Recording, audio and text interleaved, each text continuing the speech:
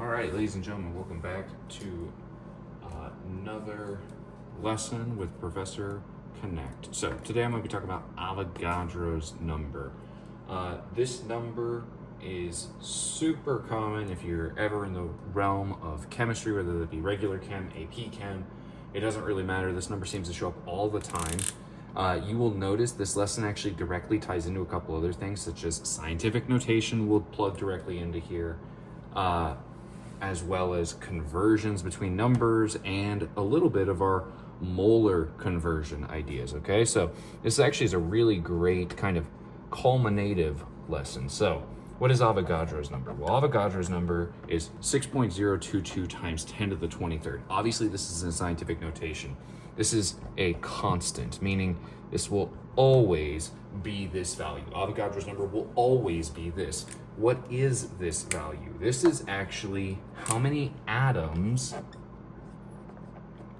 are inside of 1 mole of substance. So this is actually why originally when I said a mole is a representation of how much substance is in an atom, this is actually where that comes from, because 1 mole of any substance is 6.022 times 10 to the 23rd atoms of that substance. So this could be carbon, right? Carbon's a really common element, oxygen, but it's not only atoms, because Avogadro's number can be used for a couple other things. It can be used for atoms, it can be used for compounds, so this can actually tell you how many units of compounds you have, and it can also be used for molecules.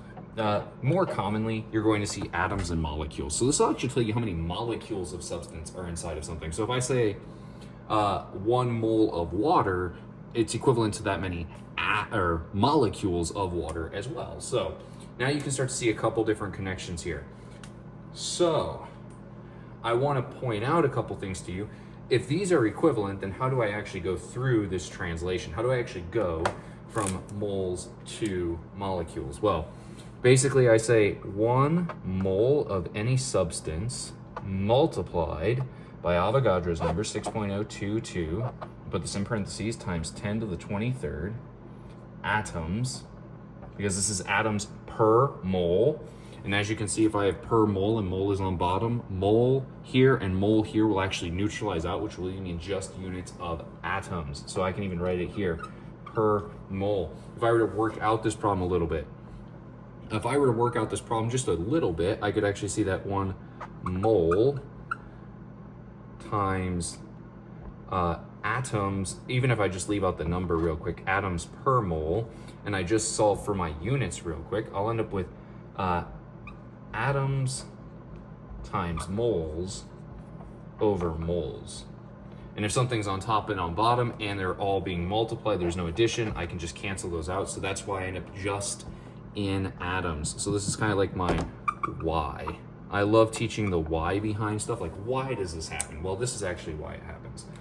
So now this number seems really, really big, and it is really, really big.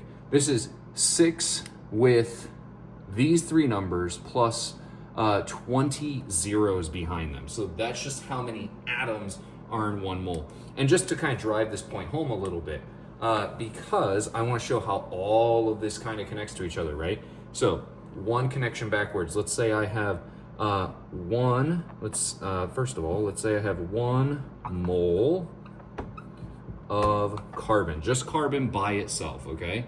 So if I have 1 mole of carbon, and carbon is just by itself, well, we know that if you have 1 mole of substance, it's going to be equal to the atomic mass. So this is actually going to be equal to 12.011 grams of carbon. Where the heck did I pull this number? This is from the periodic table. This number is the molar mass.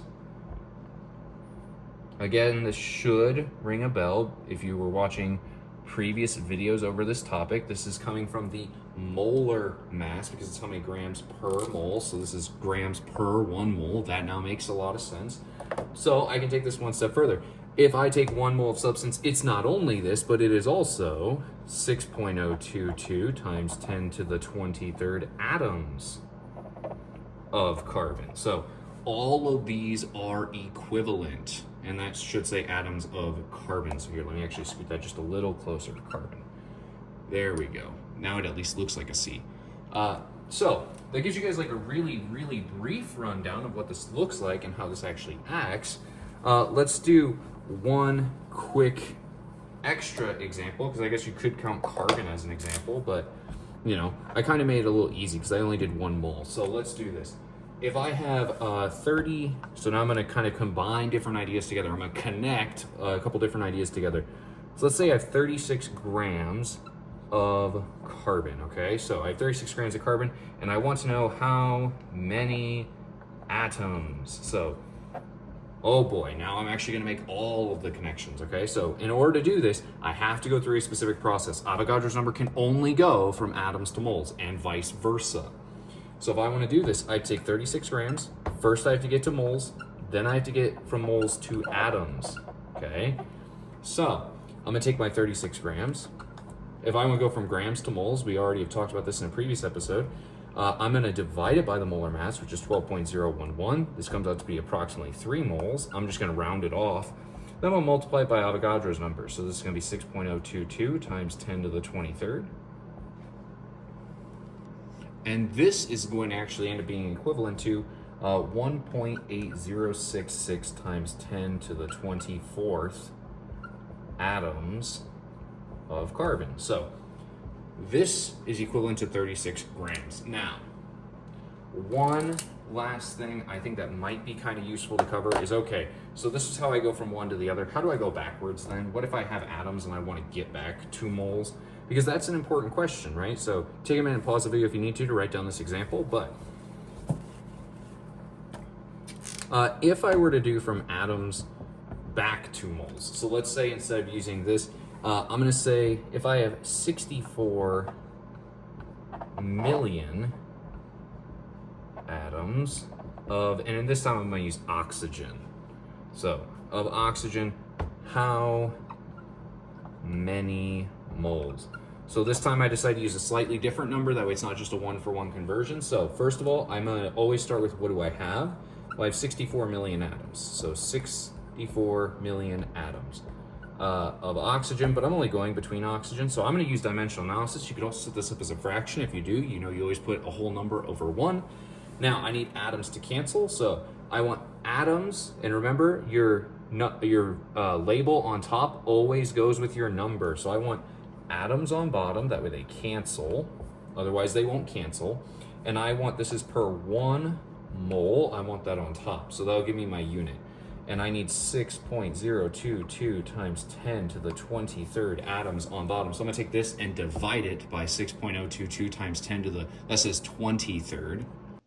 So now this value, if I were to do this, I'll take this and divide by that. I would end up with a value of 1.0628 times 10 to the negative 16th moles. So notice it's times 10 to the 16th moles, and this is moles of oxygen. So this has been a pretty quick little rundown of what the heck Avogadro's number is, what it represents, how it connects to everything, how we can actually use our dimensional analysis or fraction method in order to solve this, and how we can convert back and forth. How do I go from, you know, moles to atoms, but how do I also go from atoms back to moles? So hopefully this was a nice video review for you. If you have any questions, please let me know in the comment section down below, and I hope to see you guys in the next video.